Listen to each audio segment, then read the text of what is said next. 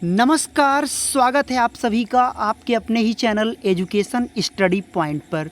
दोस्तों, आप सबको पता ही है कि आपके चैनल पर डेली आपको लाइव क्लासेस तो मैं देता ही हूँ, दिन में 11:10 पर और शाम को 9:20 पर चलता है। लेकिन मैंने एक सीरीज़ शुरू की है, ये सुपर फास्ट सीरीज़ है कि जिन स्टूडेंट्स के पास समय नहीं होता और फिर भी हमें सीटेट हर कीमत पर पास करना है, उनके लिए मैं डेली सुपर फास्ट सीरीज मैंने चलाई है। डेली आपको मिलता है 5 मिनट में 30 प्रश्न, और सिर्फ वही प्रश्न जो आपके पेपर में आ जाएं। तो चलिए, समय को वेस्ट नहीं करना है, आइए आपको फटाफट वो क्वेश्चन दिखाते हैं। वायुमंडल में ओजोन परत हमारी रक्षा किन कारणों से करती है? दोस्तों, ओजोन की जो परत होती है वो समताप मंडल में पाई जाती है, ये बात सबको पता है।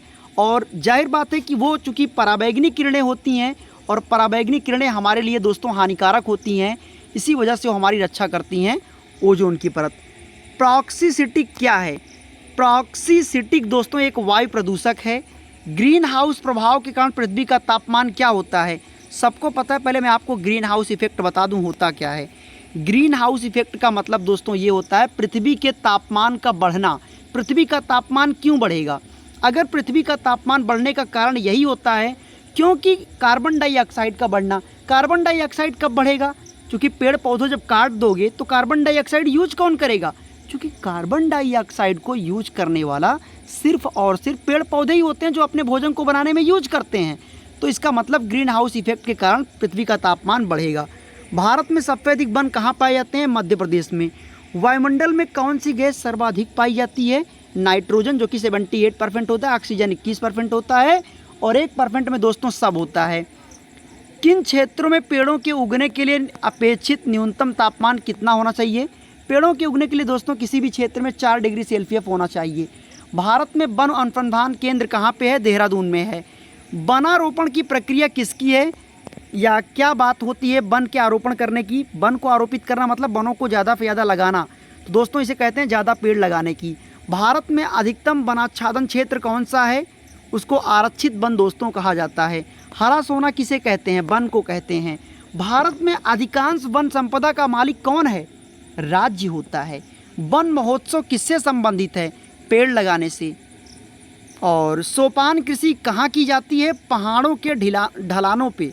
जैसे आपकी झूम खेती होती है, वैसे ये भी है सोपान कृषि। ये होता है पहाड़ों के ढलानी वाले क्षेत्रों में होती है। पर्यावरणीय अध्ययन की प्रकृति बहुअनुशासनिक होती है। हमारे चारों ओर जिन दशाओं पे घिरा हुआ होता है, हम जिस तरफ घिरे हुए हैं चारों तरफ, वो पर्यावरण होता है। और वैश्विक पर्यावरण के लिए सबसे अधिक महत्वपूर्ण वन कौन सा है? वैश्विक का मतलब पूरे विश्व की बात होती है यहाँ पे। उसे कहते हैं दोस्तों उष्णकटिबंधीय वन। क्योंकि अगर उष्ण होगा थोड़ी गर्मी पड़ेगी, गर्मी पड़ेगा तो बारिश होगा, बारिश होगा तो बहुत सारे वन उगेंगे, पेड़ पौधे उगेंगे। पर्यावरण बाहरी दशाओं और प्रभावों का योग है जो पृथ्वी तल पर जीवों के विकास चक्र को प्रभावित करता है। ये कथन दोस्तों निकोलस का है। पर्यावरण वो बाहरी शक्ति है जो हमें प्रभावित करता है। ये कथन सीसी पार्क का है। विश्व में पर्यावरण जागरूकता की शुरुआत विलियम हैवेट ने की थी। पर्यावरण का जैविक कारक क्या है? पेड़ पौधे यानी वनस्पति। ये कथन किसका है? कि जीवों के पारिस्थितिक कारकों का योग पर्यावरण है। दोस्तों ये कथन ए फिटिंग का है। ये ना केवल आपके सीटेट में मदद करेगा बल्कि बीपीएससी के एग्जाम में भी आपको बहुत हेल्प करेगा। पर्यावरणीय निश्चयवाद के प्रतिपादक कौन थे? Carl Ritter.